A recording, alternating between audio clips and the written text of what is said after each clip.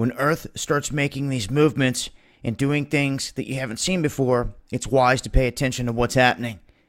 We now have some activity that is showing that there is a massive fish die-off in Lake Toba. This is the largest volcanic lake around the world that is situated in the caldera of a supervolcano in Indonesia. Now they're saying that millions of fish that were floating in cages just died suddenly this week in Lake Toba after its water became suddenly cloudy. Now, Lake Toba is the site of a massive supervolcanic eruption estimated at a VEI 8 that occurred 69,000 to 77,000 years ago. That represented a climate-changing event. It is the largest known explosive eruption on Earth in the last 25 million years, having global consequences for human populations and ecosystems around the world. It created a volcanic winter, if you will.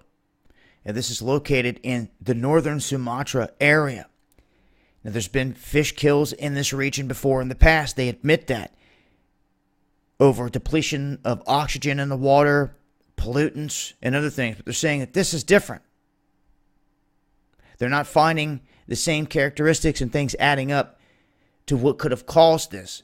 Now, as I said before, the water turned cloudy. So something was released from underground, it seems, into the water. Could have been methane gas, something of that nature.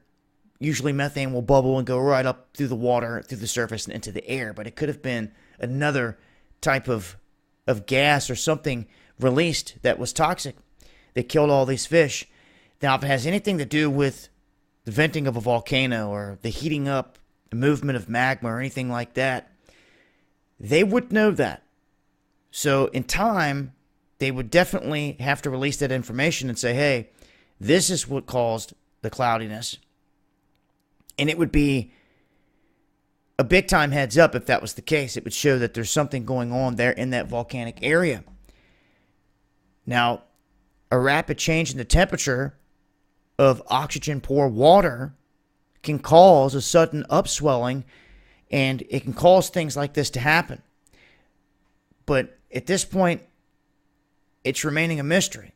And anytime we see activity around a volcano, especially the volcano that had the largest eruption, the last large eruption that the world has ever seen within the past 25 million years, it's worth keeping an eye on.